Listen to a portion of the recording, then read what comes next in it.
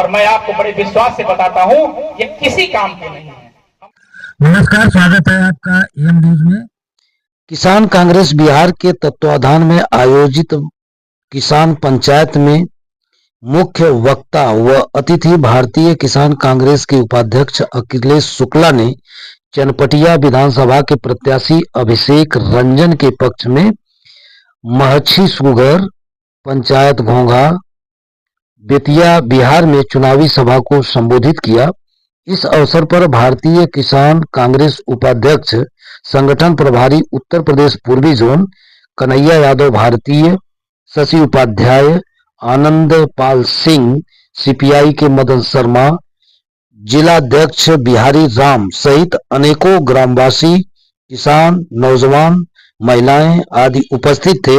इस अवसर पर वक्ताओं ने सत्ता परिवर्तन के लिए लोगों से अपील की और कहा, दिल्ली से पधारे हुए हमारे नेता, हमारे अभिभावक, हमारे मार्गदर्शक और राहुल गांधी जी के सिपाही श्री अखिलेश शुक्ला जी, किसान कांग्रेस के राष्ट्रीय कार्यकारिणी के सदस्य शशि उपाध्याय जी, हमारे बड़े भाई और उत्तर प्रदेश के प्रभारी आनंद पाल सिंह जी, और जो ये इतना अच्छा संचालन कर रहे हैं किसान कांग्रेस के जिला अध्यक्ष बिहारी राम जी, और जो सीपीआई के नेता हैं हमारे भाई साहब जो इस कार्यक्रम को आयोजित किए हैं शर्मा जी तथा मदन शर्मा जी, और इस कार्यक्रम में हमारे भाई बहन माताएं और ये जो नौजवान साथी बैठे हैं, मैं आपको बताना चाहता हूं कि मैं उत्तर प्रदेश के अयोध्या जिले से आया हूं।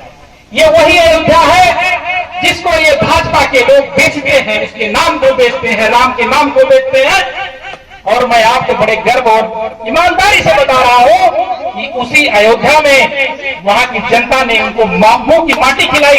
लोकसभा में हम लोगों ने इनको हराने का काम किया और इंडिया गठबंधन के श्री अवधेश पासी जी को हम लोगों ने वहां से लोकसभा में सांसद में पहुंचाया। क्यों पहुंचाया? क्योंकि ये राम के नहीं है, ये केवल राम की सौदागरी करते हैं। और मैं आपको बड़े विश्वास से बताता हूं ये किसी काम के नहीं है। हम लोग यहाँ कहावत है कि जो राम का नहीं है वो किसी काम का नहीं है।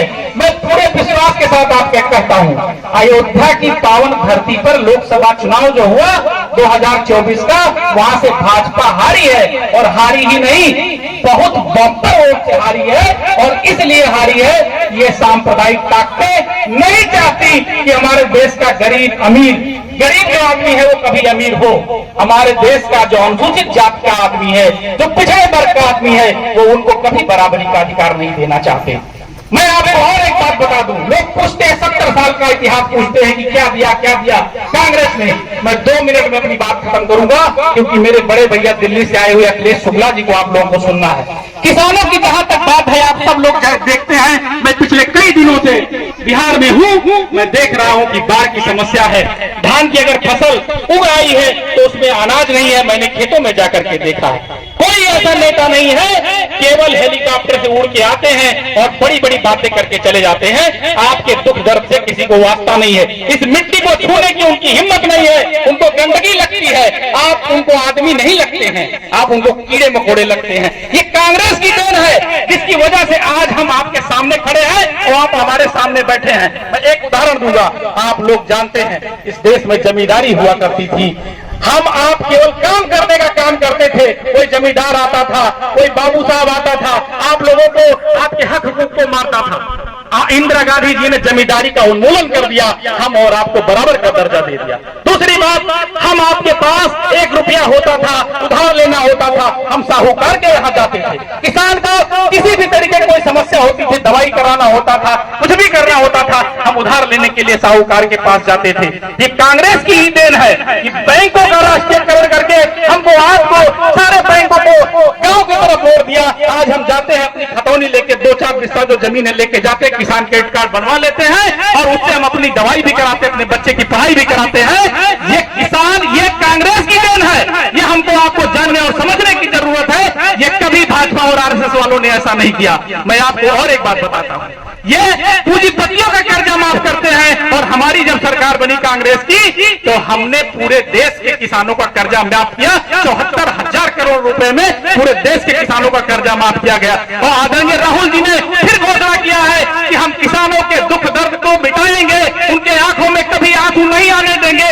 ये प्रतिज्ञा राहुल गांधी जी ने किया है। और उसी प्रतिज्ञा के साथ राहुल जी पूरे देश में आज के गांव गली से जाते हुए माताओं बहनों के दुख दर्द को लेकर के वो संसद भवन में जाते हैं और अपनी आवाज को मजबूती के साथ उठाते हैं। इन्हीं बातों के साथ मैं आपसे एक आग्रह करूंगा कि आपको जो ये अधिकार मिला है ये किसी के बपौती नहीं है, इसमें किसी का कोई अधिकार नहीं है। जब आप वोट डालने जाइएगा 11 तारीख को तो याद करिएगा शहीद इंदिरा गांधी जी को, याद करिएगा राहुल गांधी जी को, उन पसीनों को जो वो तपती हुई धूप में और पथ पर चलते हुए आपके लिए काम कर रहे हैं। उनको याद करते हुए सीना ठोक करके इंडिया गठबंधन के प्रत्याशी को जिताइएगा। ये किसी का बपौती नहीं है, लोकतंत्र है। ये बाबा साहब का दिया हुआ अधिकार न हम मिटने देंगे न खत्म होने देंगे। हम संविधान की रक्षा के लिए अपना सब कुछ गंवा देंगे, लेकिन संविधान बचा के रखेंगे।